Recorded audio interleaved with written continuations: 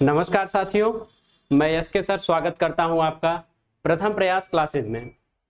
आज से आप लोगों के लिए एक महत्वपूर्ण कड़ी लेकर आया हूं प्रैक्टिस सेट के रूप में।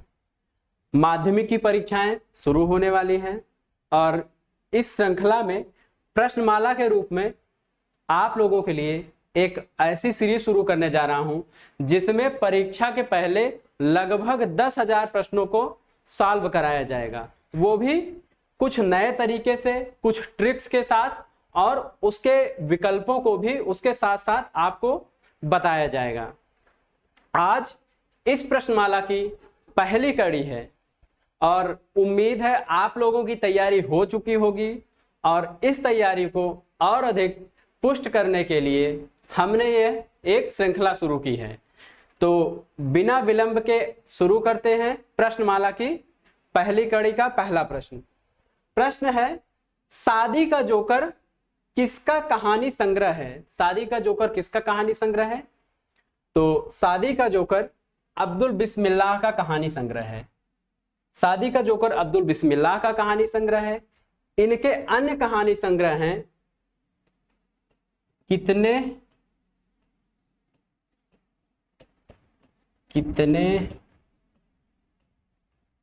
सवाल, कितने सवाल,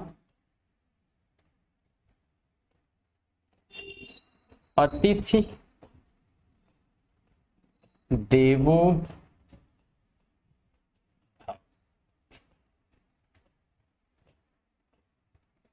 रफ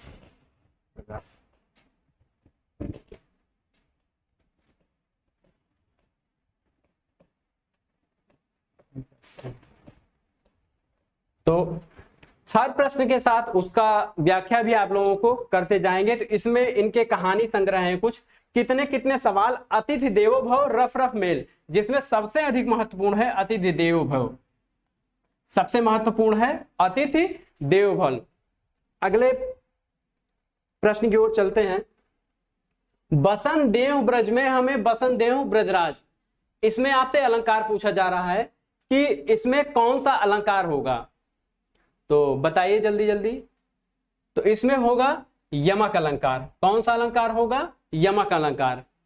यमक अलंकार वहां पे होता है जहां पर कि एक शब्द एक से अधिक बार आते हैं और हर बार अलग अलग अर्थ प्रदान करते हैं। तो यहां एक वसन का अर्थ है वस्त्र से लिया गया है और दूसरे वसन का अर्थ है निवास करना, बसना या निवास। इसका अर्थ है वस्त्र, यानी एक याचक याचना कर रहा है महाराज से कि हमें वस्त्र दीजिए, हमारे पास वस्त्र नहीं है और हमें अपने यहां निवास भी दीजिए, यानी रहने का स्थान दीजिए। अनुप्रास अलंकार जहां पर एक वर्ण एक से अधिक बार आता है। श्लेष अलंकार एक शब्द आए और उसका बार बार अलग अलग अर्थ प्रयोग हो। वक्रोक्ति अलंकार यानी कहा कुछ और जाए और उसका आशय कुछ और लिया जाए। आगे बढ़ते हैं। गद्य जीवन संग्राम की भाषा है। गद्य जीवन संग्राम की भाषा है, यह किसका कथन है?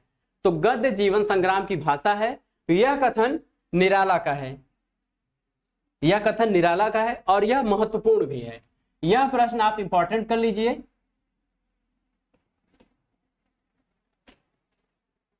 नेक्स्ट क्वेश्चन है, निम्नलिखित में से किस कृत के रचनाकार दुष्यंत कुमार हैं? किस कृत के रचनाकार दुष्यंत कुमार हैं? तो दुष्यंत कुमार का है साये में धूप, बहुत ही फेमस रचना है इनकी, साये में धूप काव्य संग्रह है। युगधारा, युगधारा नागार्जुन का है। खूंटियों पर टंगे लोग,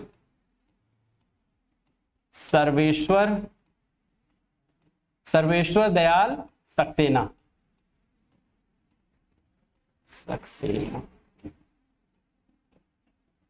अपनी केवल धार, अरुण कमल। ये सभी काव्य हैं। सभी क्या हैं? काव्य हैं। तो दुष्यंत कुमार का है साये में धूप, अपने केवल धार अणु कमल, यह भी महत्वपूर्ण है, आ चुका है प्रश्न।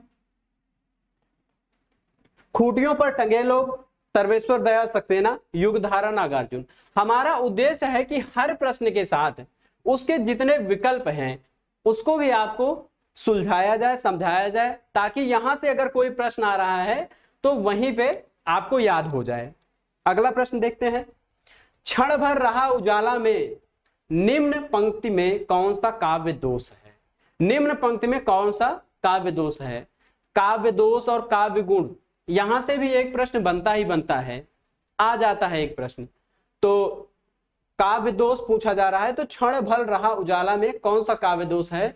तो यहां पे होगा च्युत संस्कृत दोष, यानी जो वाक्य संस्कृत के व्याकरण के नियमों के अनुसार नहीं रहते हैं वहां पे यह दोष देखा जाता है। तो यहां पे सिर्फ इतना रहना चाहिए था, क्षण भर रहा उजाला, में का यहां औचित्य नहीं बनता है, इसीलिए यहां पे च्युत संस्कृत दोष है। आगे बढ़ते हैं। इनमें से कौन सा उपन्यास गिरिराज किशोर का नहीं है? दोस्तों यह महत्वपूर्ण प्रश्न है, इसका उत्तर आप लोग दीजिए। तो गिरिराज किशोर का कौन सा उपन्यास नहीं है? तो इसमें से मुर्दाघर इनका नहीं है। मुर्दाघर जगदम्बा प्रसाद दीक्षित का है। ढाई घर चिड़ियाघर यातना घर, ढाई घर चिड़ियाघर यातना घर महत्वपूर्ण उपन्यास है गिरिराज किशोर के। इसमें से ढाई घर के लिए इनको साहित्य अकादमी भी मिल चुका है, ढाई घर के लिए साहित्य अकादमी भी मिल चुका है। चिड़ियाघर और यातना घर, यातना घर पंडित जवाहरलाल नेहरू के जीवन पे आधारित है, पंडित नेहरू के जीवन पे आधारित है। और रही बात मुर्दाघर की, तो मुर्दाघर बंबई में वेश्याओं के जीवन से संबंधित उपन्यास है। एक और उपन्यास आपको बता दें, यातना शिविर, यातना शिविर महिला उपन्यासकार हैं सिम्मी हर्षिता। तो यहां से आपके 4-5 प्रश्न क्लियर हो रहे हैं कि किस उपन्यास पर साहित्य अकादमी मिला गिरिराज किशोर को, तो वो ढाई घर होगा। यातना घर किसके जीवन संबंधित है? तो नेहरू जी के जीवन से, यानी ढाई घर, चिड़ियाघर, यातना घर, ये तीनों उपन्यास गिरिराज किशोर जी के हैं। और मुर्दाघर किसका है? जगदम्बा प्रसाद दीक्षित का है। और अगर आपसे यातना शिविर पूछा जाए तो ये सिम्मी हर्षिता का है। आगे बढ़ते हैं। निम्न में मणि मधुकर का नाटक नहीं है, निम्न में मणि मधुकर का नाटक नहीं है, तो इसमें से क्या उत्तर होगा? रस गंधर्व, खेला पोलमपुर, बुलबुल सराय, यानी ये तीनों नाटक मणि मधुकर का है और देवयानी का कहना है यही नहीं है। ये किसका है? रमेश बख्शी। देवयानी का कहना है ये रमेश बख्शी का है। रस गंधर्व, खेला पोलमपुर और बुलबुल सराय, ये तीनों मणि मधुकर के नाटक हैं। आगे बढ़ते हैं। हारे को हरिनाम शीर्षक से काव्य ग्रंथ के रचनाकार हैं। हारे को हरिनाम इंपॉर्टेंट कर लीजिए, प्रश्न आया हुआ है टीजीटी में। तो ये है रामधारी सिंह दिनकर का। किसका है? रामधारी सिंह दिनकर। ये उत्तर छायावाद युग के राष्ट्रीय सांस्कृतिक काव्यधारा के प्रमुख कवियों में से एक हैं। उर्वशी, कुरुक्षेत्र, रसवंती, ये सारे इनके काव्य संग्रह रहे हैं। आगे देखते हैं। नंददास की रास पंचध्यायी किस छंद में है? नंददास की रास पंचध्यायी किस छंद में है? ये ऐसे डिक्टो copy same to same question आपको मिलेगा, और ये एक नहीं कई बार आया हुआ है, तो इसको इंपॉर्टेंट पहले कर लीजिए, फिर हम उत्तर देते हैं। रोला छंद में है। किस छंद में है? ये रोला छंद में है। आगे देखते हैं।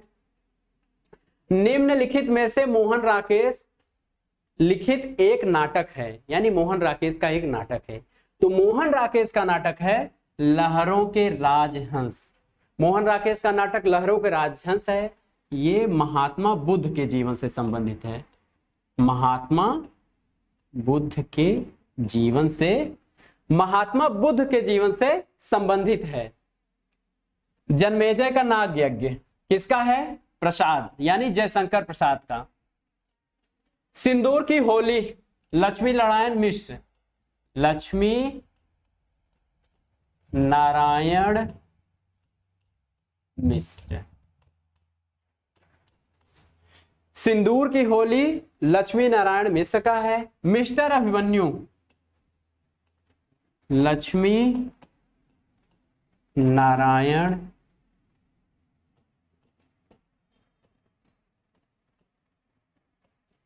ये सभी के सभी नाटक हैं। यानी सिंदूर की होली लक्ष्मी नारायण मिश्र का है, लहरों का राजहंस मोहन राकेश का है, बुद्ध के जीवन से संबंधित है। मिस्टर अभिमन्यु लक्ष्मी नारायण लाल का है। जन्मेजय का नागयज्ञ एक प्रसिद्ध नाटक है प्रसाद का। तो ये प्रश्न बहुत इंपॉर्टेंट है। बिल्कुल ऐसे ही जैसे मैं प्रश्नों को सॉल्व करा रहा हूं, हल करा हूं, ऐसे आप बार बार इन प्रश्नों को हल करेंगे, देखेंगे, ताकि एक एक विकल्प का उत्तर आपके मन पटल पर छप जाए। आगे बढ़ते हैं। जब सिंह तलवार लेकर उतरा तो गीदड़ भाग गए। इसका उत्तर आप लोग खुद दीजिए, स्वयं दीजिए, उसके बाद मैं इसका उत्तर दूंगा। तो जब सिंह तलवार लेकर उतरा तो गीदड़ भाग गए, तो कोई सिंह यानी शेर तो तलवार लेकर उतरेगा नहीं। तो इसका मतलब यह हुआ कि किसी व्यक्ति के बारे में बताया जा रहा है वह सिंह की तरह मजबूत है। तो जब वह तलवार लेकर उतरा तो गीदड़ यानी दुश्मन जो है दुम दबाकर भाग गए। तो इसमें लक्षणा शब्द शक्ति होती है। क्या होगा? लक्षणा शब्द शक्ति। आप लोग जानते हैं कि शब्द शक्ति 3 प्रकार की होती है। अभिधा, व्यंजना, लक्षणा। जहां बात सीधे सीधे कही जाए वहां अभिधा शब्द शक्ति होगी। जहां बात किसी के लक्षणों के आधार पर की जाए, यानी शेर क्या है? शेर के लक्षणों के आधार पर बात की जा रही है। जो दुश्मन सैनिक है उनका लक्षण क्या है? गीदड़ की तरह है। और जो सिपाही है जो शेर का लक्षण है उसके, इसलिए यहां पे लक्षणा शब्द शक्ति होगी। और व्यंजना शब्द शक्ति वहां पर होती है जहां पर कि कोई वाक्य दिया रहे और व्यक्ति अपने अपने अनुसार उसका अर्थ निकाले। व्यंजना शब्द शक्ति का एक छोटा सा उदाहरण देते हैं कि कनक कनकते 100 गुने मादकता अधिकाय, इह खाए बौराय जय इह पाए बौराय। यानी सोनार के पास अगर जाके कनक की बात करेंगे तो वह सोने अर्थ लगाएगा, और किसी नशेड़ी के पास जाएंगे तो धतूरा का अर्थ निकालेगा। इसीलिए यहां पे व्यंजना शब्द शक्ति होगी। आगे बढ़ते हैं। तुलसीदास ने कौन सी रचना कलिकाल से मुक्ति पाने के लिए की थी? तुलसीदास की कौन सी रचना कलिकाल से मुक्ति पाने हेतु लिखी? तो यह रचना है हनुमान बाहो। कौन सी रचना है? हनुमान बाहो। यह प्रश्न इंपॉर्टेंट है और यह प्रश्न ऐसे ही एग्जाम में पूछा जाता रहा है। अगला प्रश्न है, जहां गांठ तह रस नहीं यह जानत सब कोय। जहां गांठ तह रस नहीं यह जानत सब कोय, मड़े तर की गांठ में। ये आधी लाइन है, इसके नीचे है मड़े तर की गांठ में। गांठ गांठ रस होए।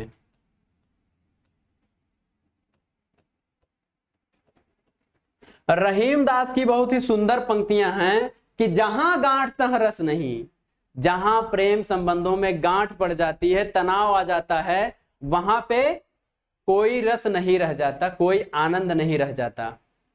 लेकिन मड़े तर की गांठ में, जब विवाह होता है गांव में, जो माड़ा होता है जहां पे दूल्हा दुल्हन बिठाए जाते हैं और उनमें गांठ बांधी जाती है, तो जितनी ही गांठ बांधी जाती है उनके बीच उतना ही प्रेम रहता है। तो यहां पे कौन सा अलंकार होगा? तो यहां श्लेष्म अलंकार होगा, क्योंकि पहले गांठ का दूसरा अर्थ है और इस गांठ का अर्थ प्रेम लिया गया है। तुम मड़े जहां गांठ तह रस नहीं, यह जानत सब कोय। तो एक गांठ एक ही शब्द है, उसका अर्थ बार बार अलग अलग लिया गया है। एक जगह लिया गया है दुश्मन के रूप में और एक जगह प्रेम के रूप में। आगे बढ़ते हैं।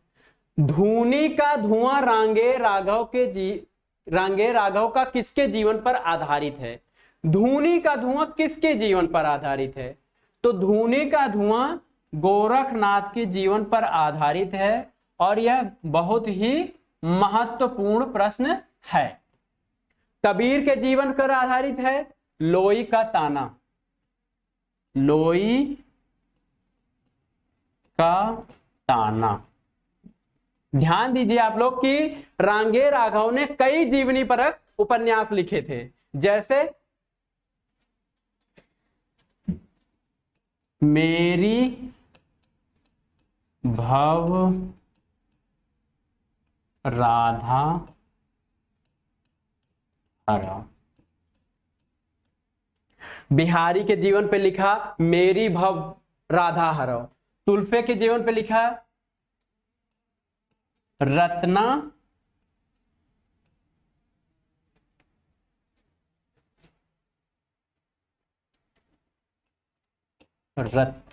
की बात।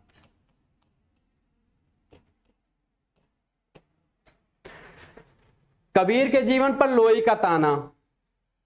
धूनी का धुआं गोरखनाथ के जीवन पर लिखा। बिहारी पे मेरी भव बाधा हरव नाम से लिखा। तुल्फी के जीवन पे लिखा रत्ना की बात। तो ये सब सारी चीजें बहुत इंपॉर्टेंट है और एग्जाम में आने लायक प्रश्न है, तो ये बिल्कुल आप इसको एकदम से इंपॉर्टेंट कर लीजिए ये प्रश्न। आगे बढ़ते हैं। केदारनाथ सिंह किस सप्तक के संकलित कवि हैं? तो केदारनाथ सिंह किस सप्तक के संकलित कवि हैं? तो ये है तीसरा सप्तक। सभी सप्तक में 7 कवि संकलित रहे हैं। पहला सप्तक यानी जिसको तार सप्तक के नाम से जाना जाता है, यह है 1943 ईस्वी में। दूसरा सप्तक 1951 ईस्वी।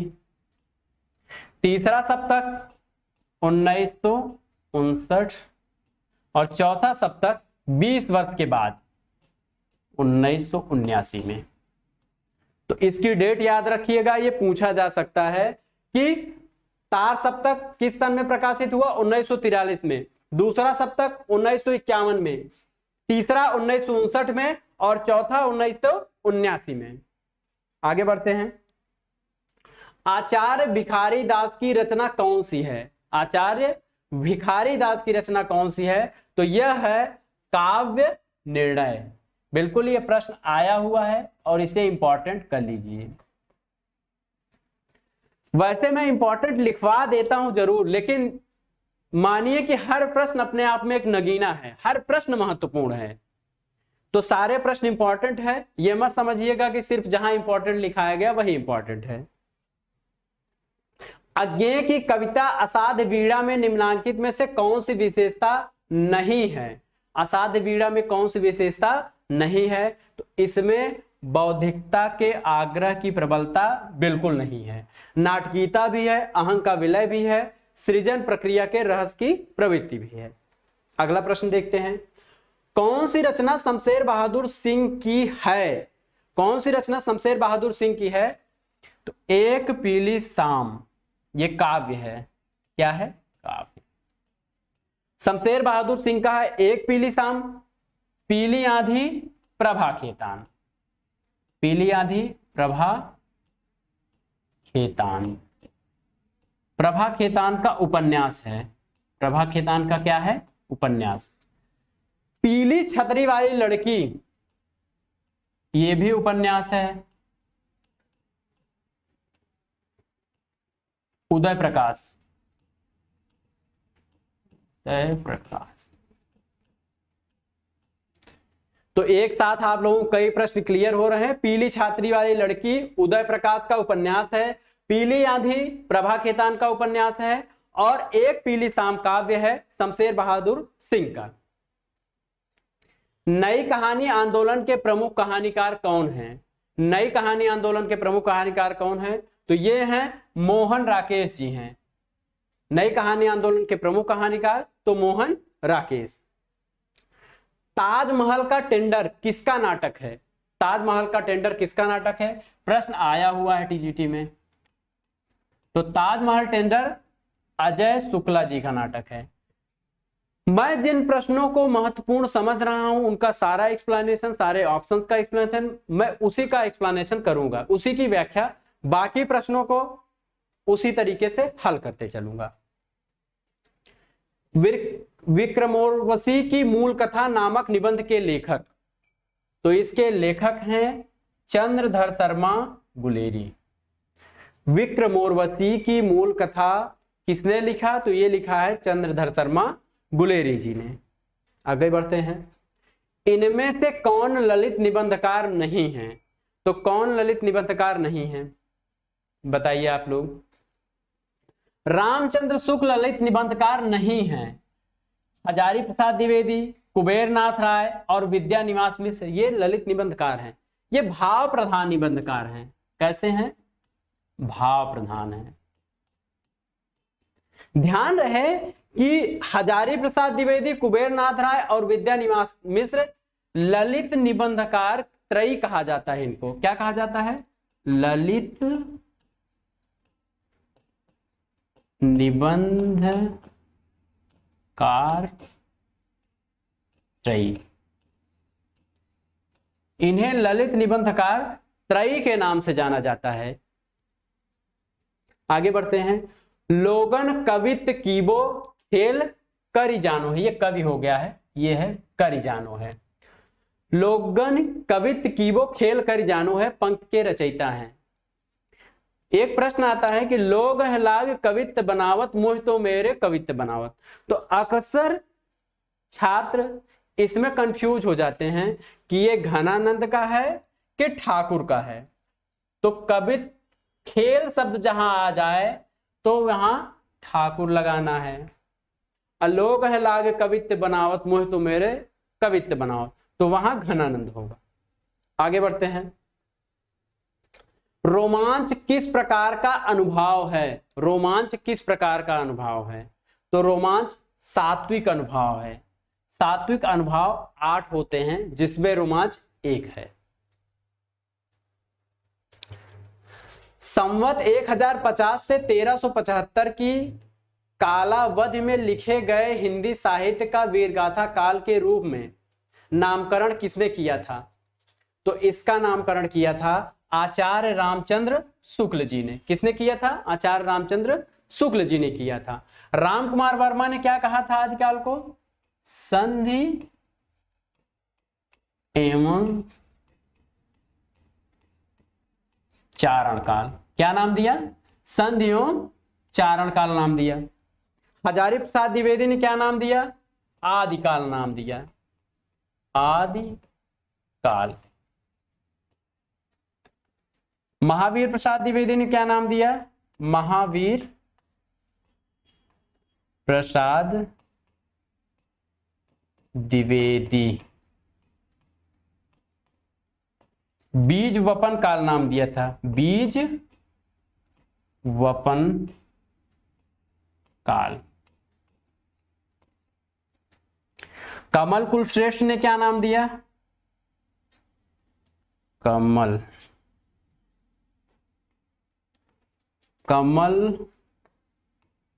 कुलश्रेष्ठ। अंधकार काल नाम दिया। अंधकार काल। तो राम कुमार वर्मा ने संधि एवं चारण काल नाम दिया। हजारी प्रसाद द्विवेदी ने आदिकाल नाम दिया। महावीर प्रसाद द्विवेदी ने बीज वपन काल नाम दिया। कमल कुलश्रेष्ठ ने अंधकार काल कहा। मिश्र बंधु ने आरंभिक काल कहा। गणपत चंद्र गुप्त ने प्रारंभिक काल कहा। धीरेन्द्र वर्मा ने अपभ्रंश काल कहा।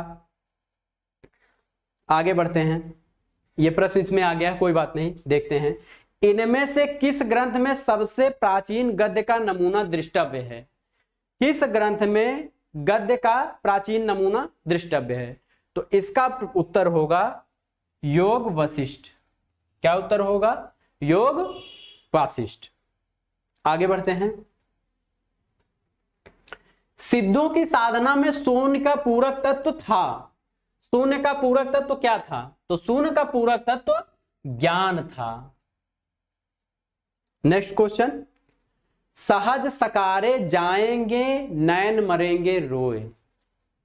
सहज सकारे जाएंगे नैन मरेंगे रोए, इसका उत्तर आप लोग दीजिए।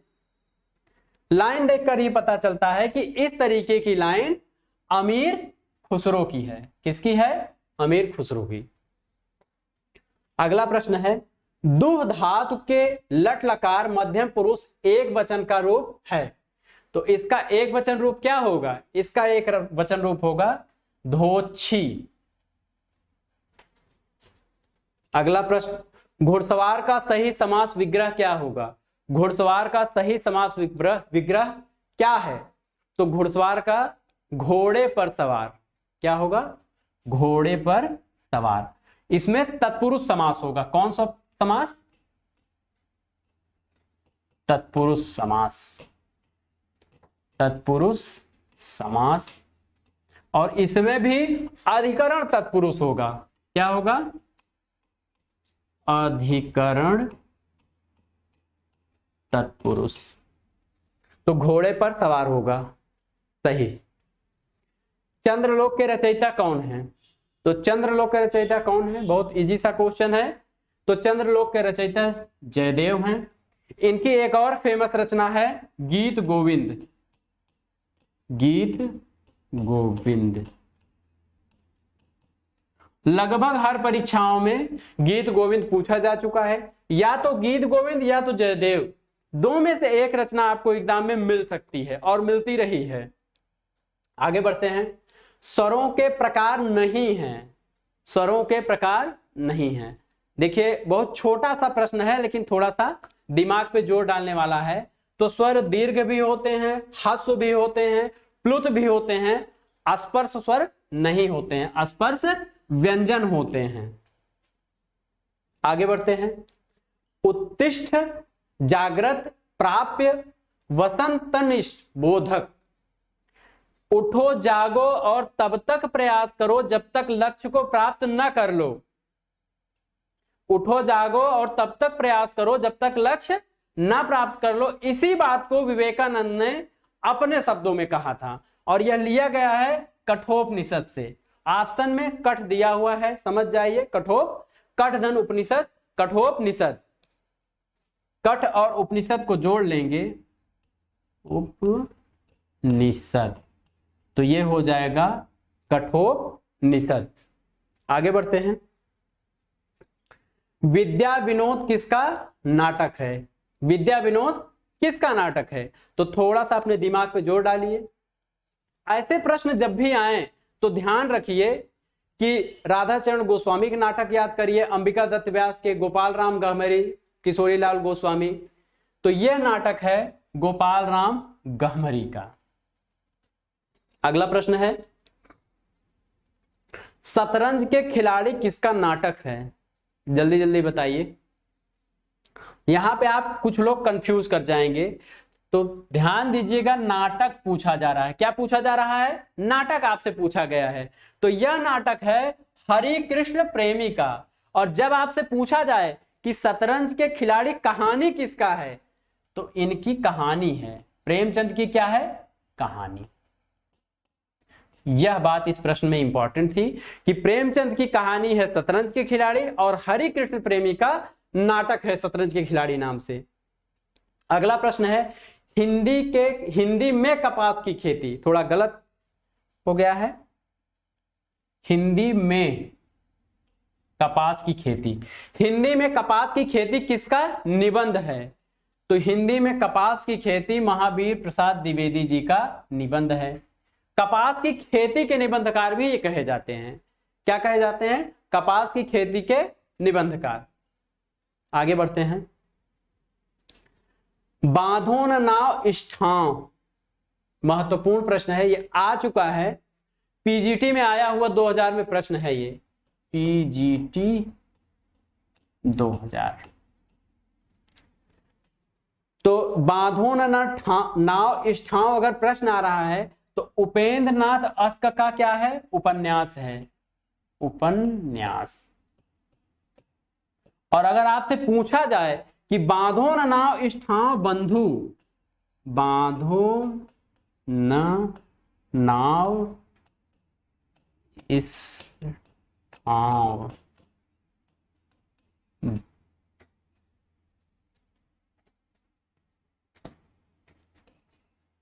बंधु, तो ये कविता है, किसकी है, निराला की। तो ये निराला की कविता है। अगर आपसे ये पूछा जाए कि बांधो न नाव इस ठाव, तो ये उपेंद्र नाथ अस्क का उपन्यास है। और अगर ये पूछा जाए, पूरा ये दिया रहेगा बांधो न नाव इस ठाव बंधु, यानी ये इतना इसमें कीवर्ड है, तो ये निराला की कविता हो जाएगी। ध्यान रहे यह उपन्यास 2 भागों में है। कितने भागों में है, 2 भाग में, 2 भाग में। आगे बढ़ते हैं। कुसुम अंसल की रचना है, कुसुम अंसल की रचना है। तो इसमें एक मिसप्रिंट हो गया है। कुसुम अंसल की रचना है, एक और पंचवटी होना चाहिए, एक और पंचवटी। कुसुम अंसल की रचना है, एक और पंचवटी। पंचवटी किसका है, तो पंचवटी जो है यह मैथिली शरण गुप्त का है, मैथिली शरण गुप्त का है। पंचवटी प्रसंग ये निराला का है, निराला का काव्य है, ये भी काव्य है मैथिली शरण गुप्त का, मैथिली शरण गुप्त। और ये उपन्यास है, उपन्यास। तो कुसुम अंसल का उपन्यास है, एक और पंचवटी मैथिली शरण गुप्त का काव्य है पंचवटी नाम से, और पंचवटी प्रसंग किसका है, निराला का काव्य है। आगे बढ़ते हैं। अनंत का विलोम क्या होगा, तो अनंत का विलोम आप लोग बताइए। तो अनंत का विलोम होगा शांत। क्या होगा, शांत। अनंत का विलोम अंत भी होगा, ससीम भी होगा और शांत भी होगा। महत्वपूर्ण इसमें यह है कि इस शांत और इस शांत में अंतर है। यहां पे मूर्धन्य स है और यहां पे दंत स है। तो ये मूर्धन्य वाला स का अर्थ होता है साइलेंट, चुप, और इस शांत का अर्थ होता है कंट्रोल, रुका हुआ, अनंत, जिसकी कोई सीमा नहीं। इसकी शांत मतलब स प्लस अंत, एक सीमा हो। तो यहां पे यही ध्यान देने वाली बात थी कि कौन सा स अनंत का विलोम होगा।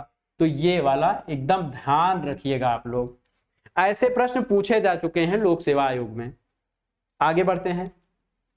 लक्ष्मण परशुराम संवाद रामचरितमानस के किस कांड में है, तो किस कांड में है, तो ध्यान रखिएगा यह संवाद बाल कांड में है। और अगर आपसे पूछा जाए कि रामचरितमानस में सबसे ज्यादा संवाद किस कांड में है, तो वो होगा अयोध्या कांड।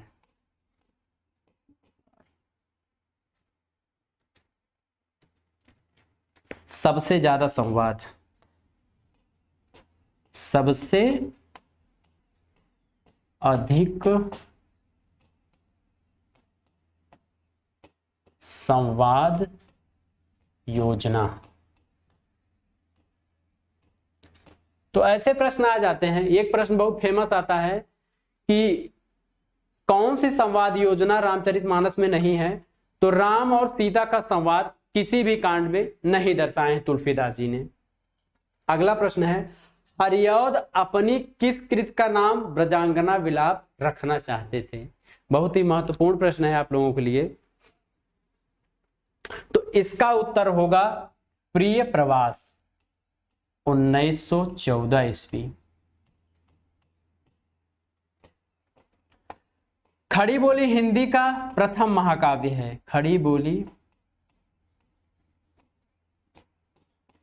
हिंदी का प्रथम महाकाव्य।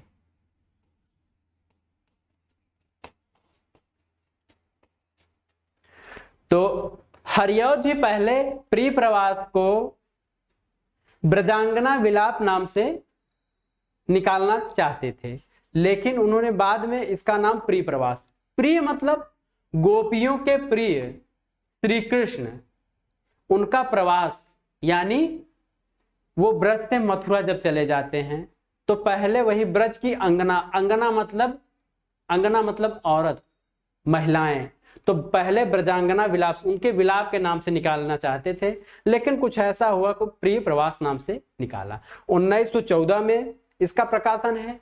यह भी महत्वपूर्ण है। खड़ी बोली हिंदी का प्रथम महाकाव्य है। कई बार आ चुका है यह प्रश्न, इंपॉर्टेंट, इसलिए यहां पे यह बताना आवश्यक था।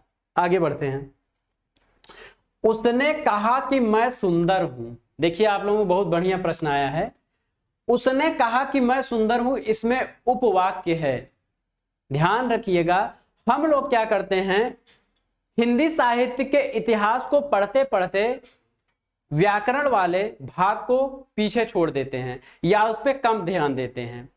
तो ये उपवाक्य से संबंधित प्रश्न है। उपवाक्य 3 तरीके से होते हैं, संज्ञा उपवाक्य, विशेषण उपवाक्य और क्रिया विशेषण उपवाक्य। मैं एक ट्रिक बता दे रहा हूं, आज के बाद उपवाक्य का प्रश्न कभी भी सपने में भी गलत नहीं होगा।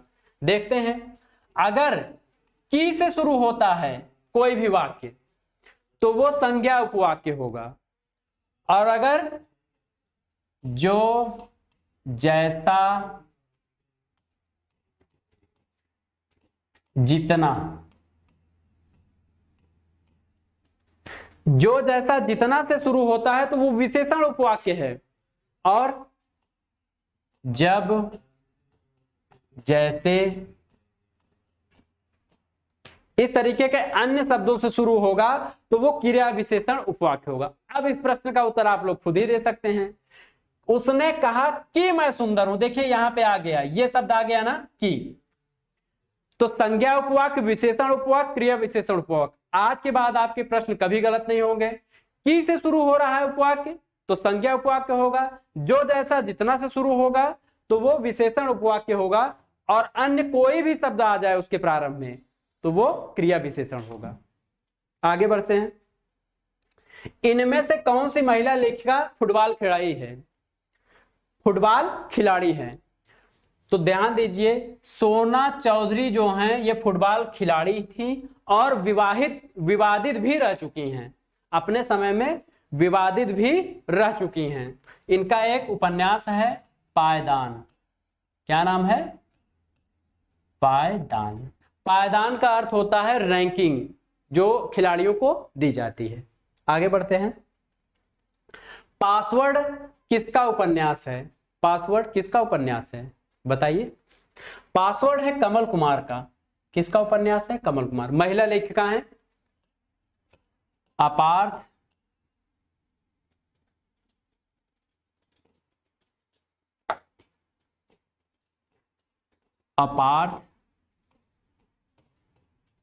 आवर्तन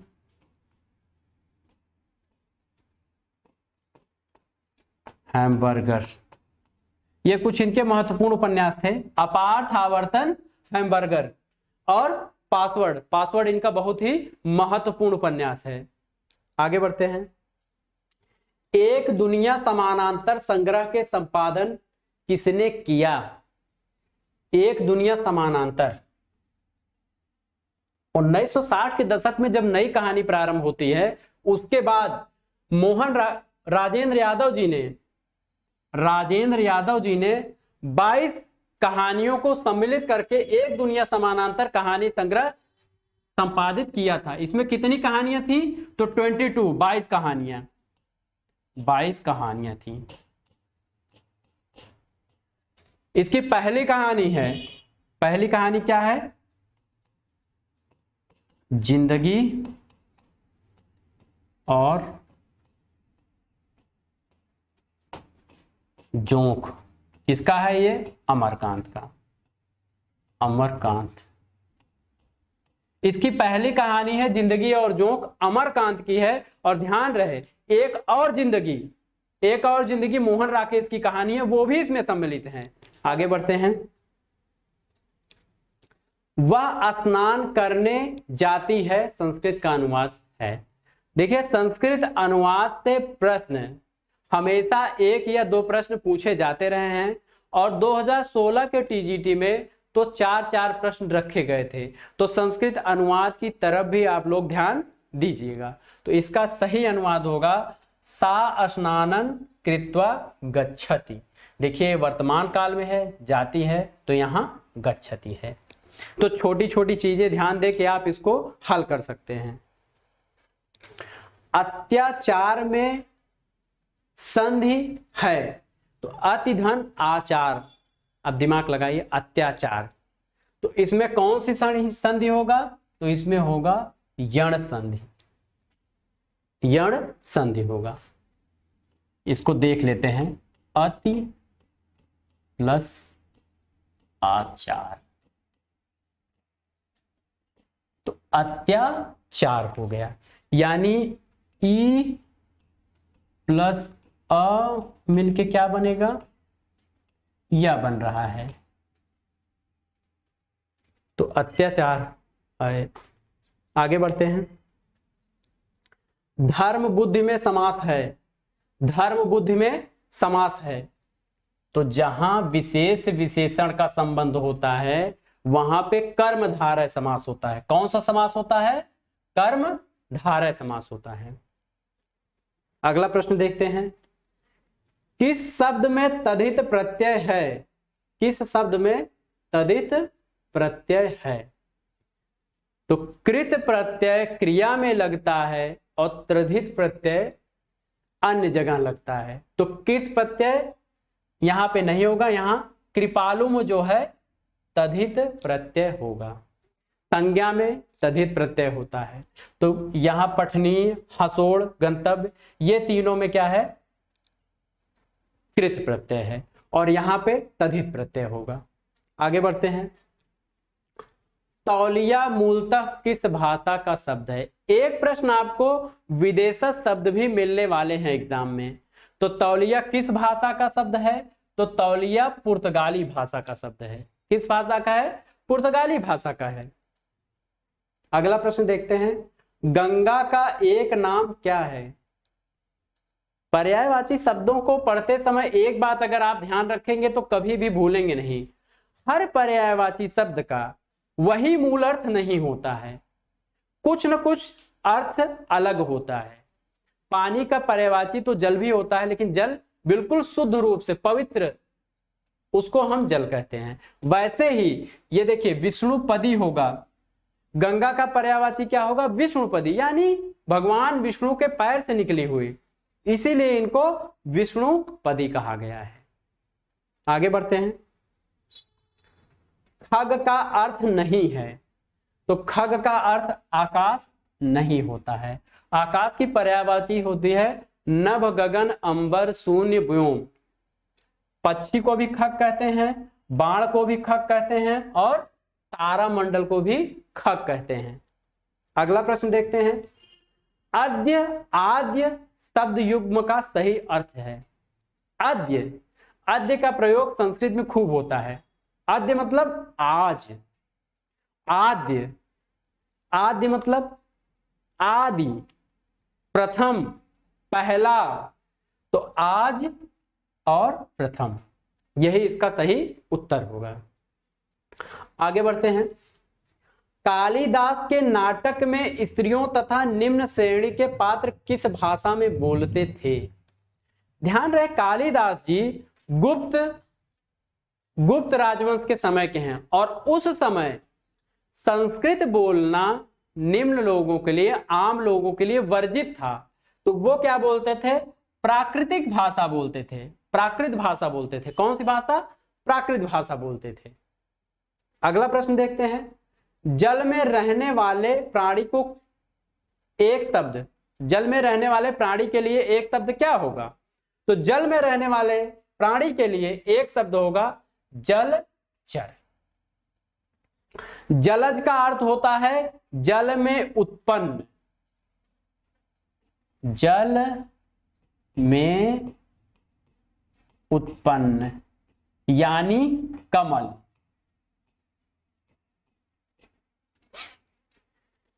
जलधर, जल को धारण करने वाला, जल को धारण करने वाला। तो जल को कौन धारण करता है? जल को बादल धारण करता है। जल को कौन धारण करता है? बादल। और जलनिधि का अर्थ होता है समुद्र। जलनिधि समुद्र का पर्यायवाची है। किसका पर्यायवाची है? समुद्र का। तो जल में रहने वाला प्राणी जलचर, जलज जल में उत्पन्न होने वाला यानी कमल, जलधर यानी जल को धारण करने वाला बादल, और जलनिधि यानी समुद्र। आगे देखते हैं, निम्नलिखित में से कौन सा स्वर संवृत्त है? कौन सा स्वर संवृत्त है? तो मुख के खुलने की आकृति के आधार पर स्वरों का 4 प्रकार से वर्गीकरण किया गया है। इसको देख लेते हैं हम लोग। संवृत्त, संवृत्त स्वर, अर्ध संवृत्त, अर्ध संवृत्त,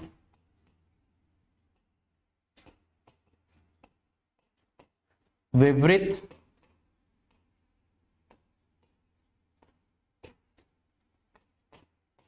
अर्ध विवृत, अर्ध विवृत। तो संवृत्त में क्या क्या आता है? ई और उ। संवृत्त में क्या क्या आता है? ई और उ। अर्ध संवृत्त में क्या आता है? इसमें आता है ए और ओ। विवृत में क्या आता है? इसमें आता है आ और ये अनुनासिक आ। बाकी सब इसमें आ जाएंगे, ए, औ, अ और आगत आ। समृद्ध स्वर, अर्ध समृद्ध स्वर, विवृत स्वर, अर्ध विवृत स्वर। यानी समृद्ध स्वर उसे कहते हैं जब मुख खुला होता है, मुख का आधार खुला होता है। अर्ध उससे थोड़ा कम खुला होता है। विवृत स्वर जब मुख पूरा खुला जाता है। आ। अर्ध विवृत जब मुख आध खुला होता है। तो इसको याद रखिए, यहां से एक प्रश्न आता है, आना ही आना है। और अब आप बता सकते हैं कि कौन सा समृद्ध स्वर है। तो ये देखिए ई मिल गया आपको, तो ये समृद्ध स्वर है। आगे प्रश्न देखते हैं, वर्ष से ध्वनियों के उच्चारण क्या है? तो इसका उच्चारण जिह्वा की नोक दंत पंक्तियों के उपरिभाग का स्पर्श करती हैं, उसको क्या करते हैं? वर्ष ध्वनियां कहते हैं। नेक्स्ट क्वेश्चन देखते हैं, श्रृंखला संज्ञा भेद की दृष्टि से है। संज्ञा भेद में श्रृंखला को क्या कहेंगे? तो श्रृंखला समूहवाचक संज्ञा है। यह बहुत ही महत्वपूर्ण प्रश्न, इसको नोट करिए। श्रृंखला संज्ञा भेद की दृष्टि से है तो कैसा है? समूहवाचक संज्ञा है। व्यक्तिवाचक, भाववाचक, पदार्थवाचक संज्ञा के 5 प्रकार होते हैं। व्यक्तिवाचक, जातिवाचक, भाववाचक, पदार्थवाचक, समूहवाचक। आगे बढ़ते हैं, संज्ञा पदबंध बताने वाला शब्द वाक्य में से कौन सा है? देखिए पूरा पद ऐसा होना चाहिए जो संज्ञा का रूप में प्रयोग हुआ हो, संज्ञा के रूप में प्रयोग हुआ हो। तो ऐसा शब्द है रात को पहरा देने वाला, रात को पहरा देने वाला। आगे बढ़ते हैं, मुझे थोड़ी चाय दो, इस वाक्य में कौन सा विशेषण है? मुझे थोड़ी चाय दो, इस वाक्य में कौन सा विशेषण है? तो इस वाक्य में परिमाणवाचक विशेषण है। कौन सा विशेषण है? परिमाणवाचक। जहां पे संख्या की बात की जाएगी 1 2 3 4 पहला दूसरा तीसरा चौथा, वहां संख्यावाचक विशेषण होगा। जहां पे गुण की बात की जाए, गोरा, काला, लंबा, मोटा, इस टाइप का बात किया जाए, वहां गुणवाचक विशेषण किया है। और जहां समुदाय की बात की जाए, वहां समुदायवाचक विशेषण होगा। तो मित्रों, आज की क्लास में यहीं पे समाप्त कर रहा हूं। आगे कल की क्लास में यानी प्रश्नमाला 2 में 60-61 प्रश्न से लेकर 125 प्रश्न हल कराए जाएंगे। मैं माध्यमिक के पैटर्न पे ही प्रश्नों को तैयार किया हुआ हूं। पूरी टीम ने हमारे 125 प्रश्न तैयार किया है, लेकिन समयाभाव के कारण 1 घंटे में उन प्रश्नों को विस्तृत करके नहीं समेटा जा सकता, इसलिए 2 पार्ट में प्रश्नमाला को मैं ले आ रहा हूं। उम्मीद है आप लोगों को ये मेरा वीडियो बहुत अच्छा लगा होगा और आप लोग अधिक से अधिक समय दीजिए। एक बार पूरा वीडियो देखिए, तभी आपको समझ में आएगा कि हमें क्या मिल रहा है या क्या मिलने वाला है। आगे इससे भी अच्छी जानकारी आपको मिलेगी और सभी प्रश्नों के और भी अधिक विस्तृत हल मैं कराने की कोशिश करूंगा। समय की बाध्यता है, बहुत लंबा वीडियो चला जाएगा तो भी दिक्कत होगी, इसलिए आप लोगों को 2 पार्ट में वीडियो मिलता रहेगा। और कल से जो 125 प्रश्न है, डिस्क्रिप्शन में आपके लिंक है, उसका PDF भी मिल जाएगा। आप उसको प्रिंट आउट करा के वहां से उसको हल भी कर सकते हैं। तो आज का वीडियो आपको कैसा लगा जरूर बताइएगा कमेंट करके। और अगर आपको लग रहा है कि वीडियो अच्छा है, अच्छा होगा ही, तो इसे शेयर करिए और लाइक जरूर करिएगा, ताकि मैं और अच्छा आप लोगों के लिए कर सकूं। धन्यवाद।